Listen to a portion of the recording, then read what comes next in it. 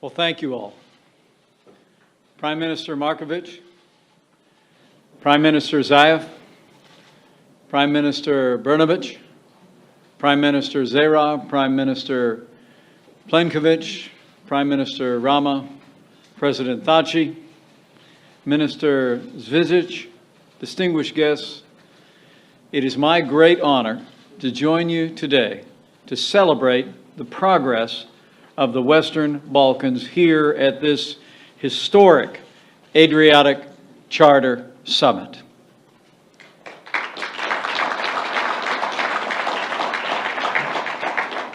The President of the United States, President Donald Trump, personally sent me here as a sign of our country's enduring commitment to the Western Balkans. It's a special honor for me to be here today as the very first Vice President of the United States to ever visit Montenegro. It's remarkable to think that Montenegro reclaimed its independence just 11 years ago. But while Montenegro may be a young country, this is a land with an ancient history, and we are grateful for your leadership and hospitality today, Mr. Prime Minister. Montenegro's culture and traditions have long enriched the continent of Europe as a whole, and the same can be said of all of the countries represented here today. The Western Balkans show the diversity of Western civilization, a beautiful mosaic of free countries and peoples, each with their own unique histories, cultures, languages, and traditions, and all of which deserve to be cherished, celebrated, and protected. And the Adriatic Charter has played a leading role in bringing the Western Balkans into unity with Europe and an alliance with the North Atlantic Treaty Organization. And under President Donald Trump, the United States of America will continue to support each of you as you pursue this future together.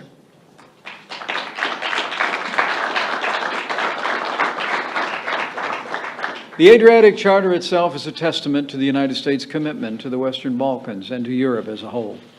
Established in 2003, the Adriatic Charter serves our shared vision, and the United States of America remains committed to this day to a Europe whole, free, and at peace. The Charter began small, with the United States, Albania, Croatia, Macedonia as founding members. But today, it's grown to encompass the entire Western Balkans.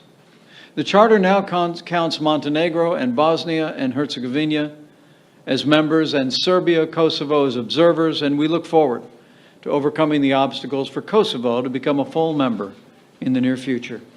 And let there be no doubt, the Adriatic Charter is fulfilling its purpose to bring the states of the Western Balkans closer together into a most successful defense alliance in history, NATO itself. 8 years ago, Albania and Croatia acceded to NATO, joining Slovenia, which is represented here today. And less than 2 months ago, NATO proudly welcomed the newest member of our historic alliance, Montenegro. I actually had the privilege to personally congratulate Prime Minister Markovic at the White House on that very historic day. Mr. Prime Minister, on behalf of President Trump and here with other NATO allies, allow me to thank you for your leadership, and allow me to congratulate you and the people of Montenegro once again for successfully acceding to NATO.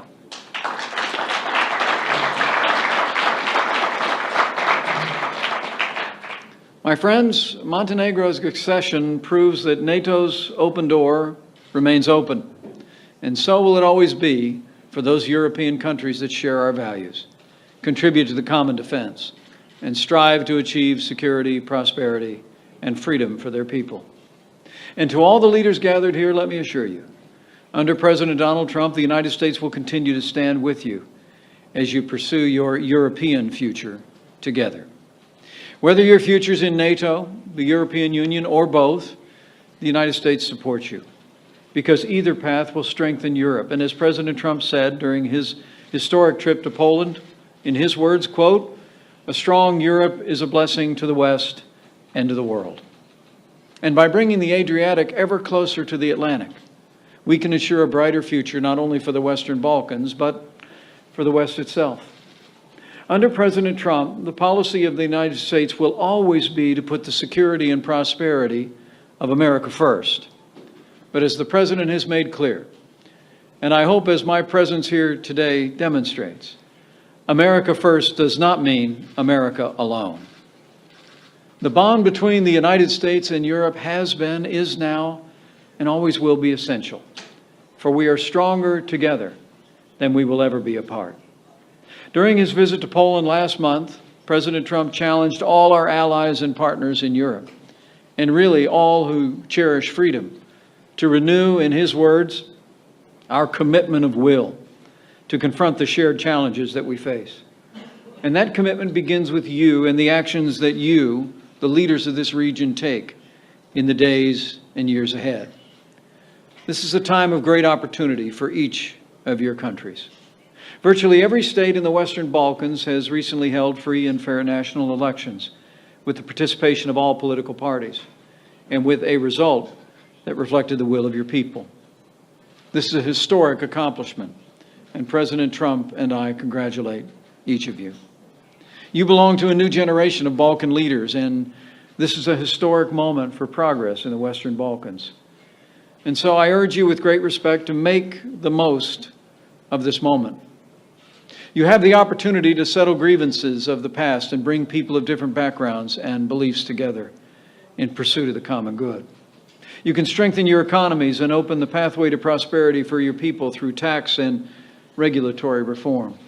You can tackle corruption and build accountable and transparent governments which will deliver on the highest aspirations of your people and build confidence among those who would invest in the prosperity of your future. The task before you requires courage, but your fellow citizens have placed their trust in you. They believe in your ability to help them realize their dreams for a more prosperous and peaceful future, and so do we. You know, as they say in Montenegro, in good times it's easy to be good, but in adversity, heroes are recognized. So today, with great respect, I urge each of you to be the heroes your people deserve. Unlock the vast potential of your countries and realize on our shared dream of a Europe whole, free, and at peace. Under President Trump, be assured, the United States will continue to support the Western Balkans as you take these important steps toward good government, democratic reform, and the rule of law. We'll continue to support the Dayton Accords and the principles they represent, and we're committed to dialogue between Serbia and Kosovo to fully normalize relations between them. And throughout the Western Balkans, the United States will partner with your citizens to foster a vibrant civil society, a free and independent press, and an economy that opens opportunity for all who seek it. And we must never forget that security is the foundation of our prosperity. In the United States, I can assure you, will continue to partner with each of you as you promote security in the Western Balkans and beyond. We'll continue to forge strong relationship between your armed forces and the armed forces of the United States, training alongside you and partnering with you to professionalize your militaries even further. We'll continue to build your capability to operate alongside NATO and other Western forces. And the United States will partner with you to reduce your dependency on legacy Soviet and Russian military hardware. But as President Trump has made clear, your defense requires your commitment as much as ours. Collective defense is the essential foundation of the NATO alliance, and President Trump has made it clear that the United States expects all our allies and all who would wish to join our alliance to meet the minimum commitment of spending at least 2% of their gross domestic product on their own national defense. This investment is necessary to keep our solemn pledge that an attack on one is an attack on all. This oath requires action, and every NATO member and NATO aspirant must renew their commitment to our common defense, and they must renew it now. We must shoulder this responsibility together because the dangers we face are growing and changing every day. Throughout my trip, I've met the brave men and women in uniform of the armed forces of the United States and our allies and our strategic partner. I'm always inspired. They're the best of us. And along with so many of your citizens in Europe and across the wider world, they stand on the front lines of freedom.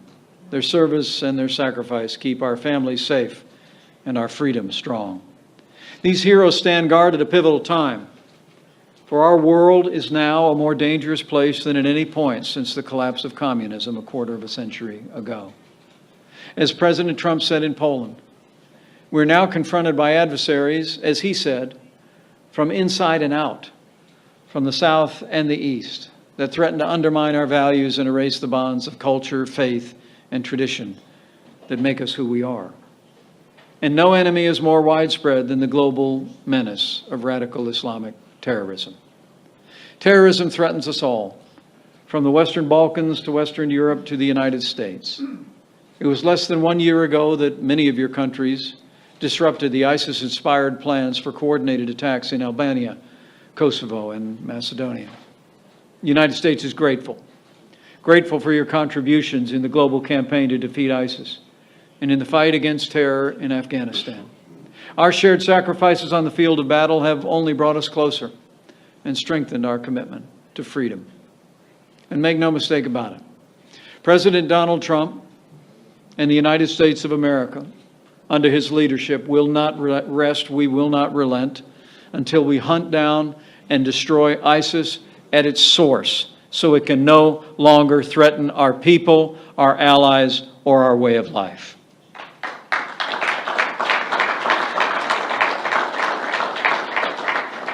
As our militaries and coalition forces drive ISIS from Iraq and soon from its very existence, your countries will continue to face the danger of foreign fighters returning home from the Middle East with the singular goal of sowing chaos and taking innocent lives.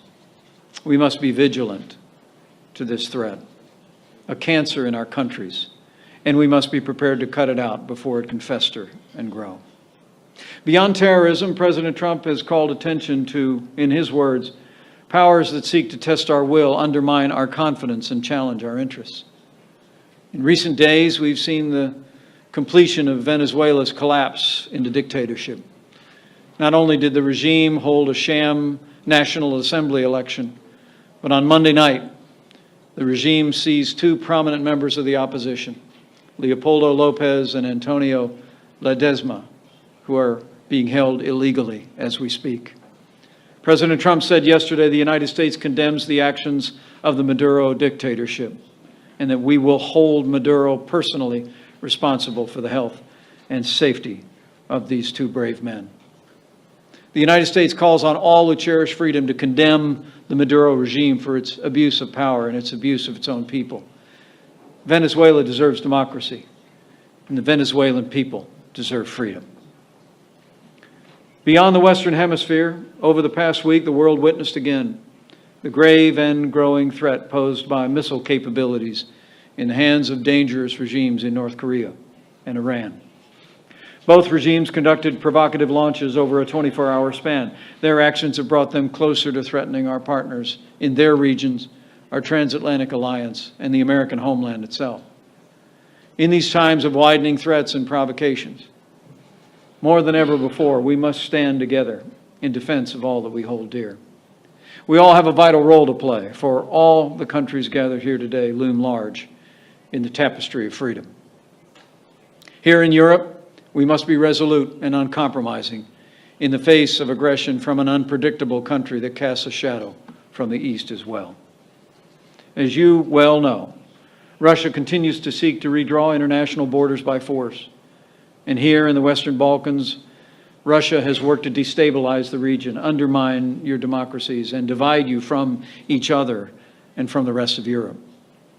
Russia's intentions were laid bare over the past year when Moscow-backed agents sought to disrupt Montenegro's elections, attack your parliament, and even attempt to assassinate your prime minister to dissuade the Montenegrin people from entering our NATO alliance.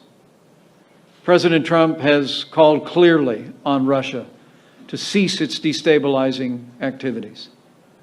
And I can assure you, the United States of America rejects any attempt to use force, threats, or intimidation in this region or beyond. The Western Balkans have the right to decide your own future, and that is your right alone.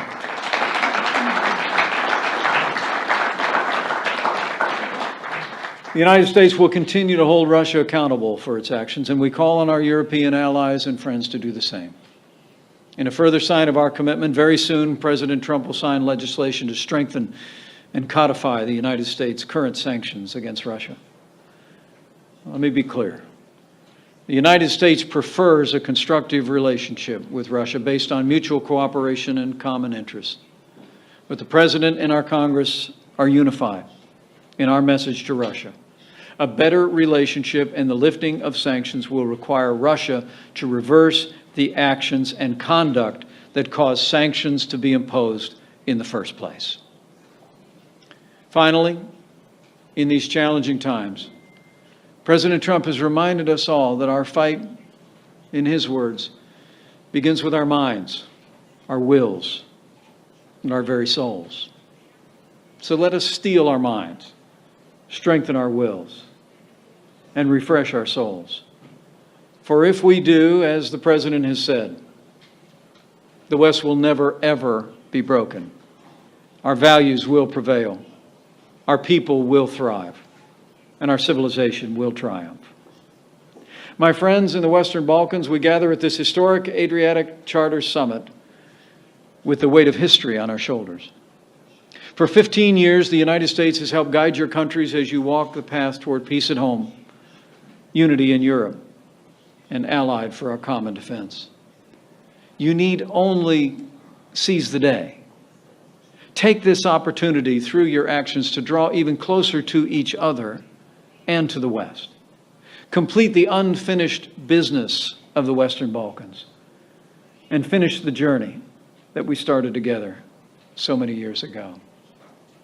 And as I say these words of admonition, I have faith. I have faith you will succeed. We'll succeed together. Because I have faith in strong and good people of this region. I have faith in their aspiration and determination to embrace freedom for this generation and the next. And I have faith in the beautiful tapestry of belief that I have seen as I've traveled across Europe in recent days. I've seen many creeds, many rich and ancient traditions, but in them all, I've witnessed the power of faith to stir the soul and rekindle and renew the spirit. For as the good book says, where the Spirit of the Lord is, there's freedom. Ours is a shared future of security and prosperity. Ours is a shared future of liberty and freedom. United in this great community of nations, I know we'll face that future together. And with your help and with God's help, we will achieve the vision of a Europe whole, free, and at peace. And so I say with confidence, with the courage of your people, with the commitment of this brave new generation of Western Balkan leaders, with the strength of President Donald Trump and the United States of America, and with firm reliance on Almighty God, the future for the Western Balkans, the West itself, and the future of freedom is bright, brighter than ever before, and we will meet that future as allies and friends together. Thank you. God bless you.